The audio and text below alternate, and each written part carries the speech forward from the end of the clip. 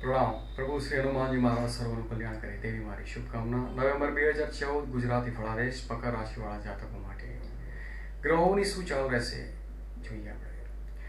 મહિનામાં મોટું પરિવર્તન થઈ રહ્યું છે. શનિ ગ્રહ રાશિ બદલી રહ્યા છે, ચાલ બદલી રહ્યા છે. તુલા રાશિ છોડીને વૃશ્ચિક રાશિમાં 2 નવેમ્બર 2014 થી 2.5 વર્ષ માટે શનિ ગ્રહ ભ્રમણ કરશે. શનિ ગ્રહની દ્રષ્ટિ શું અસર કરતા રહેશે જોઈએ. આ મહિનામાં સૂર્યગ્રહની વાત કરીએ, તુલા રાશિમાં ભ્રમણ કરશે અને 16 નવેમ્બરથી વૃશ્ચિક રાશિમાં સૂર્યગ્રહનું ભ્રમણ રહેશે. બુધ ગ્રહ તુલા રાશિમાં ભ્રમણ કરી રહ્યા છે અને મંગળ ગ્રહ મહત્તમ સમય ધનુ રાશિમાં ભ્રમણ કરશે અને શુક્ર ગ્રહ તુલા રાશિમાં ભ્રમણ કરી રહ્યા છે. 12 નવેમ્બરથી વૃશ્ચિક રાશિમાં ભ્રમણ કરશે. જોઈએ મકર રાશિવાળા જાતકો માટે આ મહિનામાં ગ્રહોની શું અસર રહેશે. મકર રાશિ, તમારી ચંદ્ર રાશિથી સર્વપ્રથમ વાત કરીએ સૂર્યગ્રહની. સૂર્યગ્રહ તુલા રાશિમાં નીચ રાશિગતથી અને કર્મક સ્થાનથી પસાર થઈ રહ્યા છે. આ સૂર્યગ્રહ પિતાથી તમને સારી હેલ્પ પ્રાપ્ત કરાવશે તેમજ પિતાના સાથે મતભેદ રહેવાની સંભાવના વધારનાર બનશે.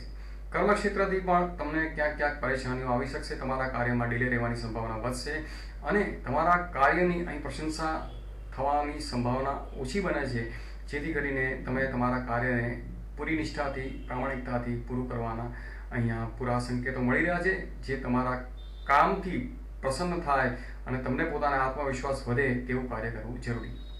સૂર્યગ્રહ જે 16 નવેમ્બરથી વૃશ્ચિક રાશિમાં ભ્રમણ કરશે, મિત્રો વર્તુળથી લાભ પ્રાપ્ત કરાવનાર સૂર્યગ્રહનું ભ્રમણ રહેશે. બુધ ગ્રહ જે તુલા રાશિમાં ભ્રમણ કરી રહ્યા છે.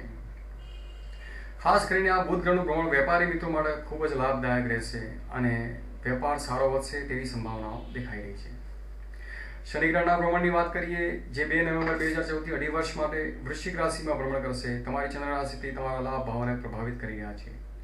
મિત્ર વર્તુળથી સારો લાભ પ્રાપ્ત થશે અને એક્સ્ટ્રા ઇન્કમના સ્ત્રોત પણ અહીં વધી શકે તેવી સંભાવનાઓ દેખાઈ રહી છે. શનિ ગ્રહની દ્રષ્ટિની વાત કરીએ, જે ખાસ કરીને તમારા માનસિક અવસ્થાને સ્વસ્થ રાખવાનું કાર્ય કરશે, તેમાં શાર્પ નિર્ણય લેવાની ક્ષમતા વધારનાર બનશે. શનિ ગ્રહની દ્રષ્ટિ ખાસ કરીને વિદ્યાર્થી મિત્રો માટે પણ લાભદાયક પુરવાર થશે, પરંતુ પુરુષાર્થ વધારવાવાળી શનિ ગ્રહની દ્રષ્ટિ સંકેત આપી રહી છે. પ્રેમ સંબંધોની વાત કરીએ તો અહીંયા પ્રેમ સંબંધો માટે મિશ્ર ફલદાયી રહેશે. શનિ ગ્રહની દ્રષ્ટિ જે તમને ગુણ વિદ્યાર્થી પણ સારો લાભ પ્રાપ્ત કરાવનાર બની શકશે અને ગુણ વિદ્યાર્થી તમે સારી પ્રોગ્રેસ કરી શકશો તેવું શનિ ગ્રહની દ્રષ્ટિ બતાવી રહી છે. મંગળ ગ્રહ જે મહત્તમ સમય ધનુ રાશિમાં ભ્રમણ કરી રહ્યા છે, તમારી ચંદ્ર રાશિથી વૈભવથી પસાર થઈ રહ્યા છે. ખોટા ખર્ચા અને ચિંતાઓથી બચવું જરૂરી, તેમજ આકસ્મિક ખર્ચ આવી શકવાની સંભાવના વધી રહી છે, જેથી કરીને આર્થિક ક્ષેત્રે પણ સારો પુરુષાર્થ કરવો ખૂબ જ જરૂરી જણાઈ રહી છે.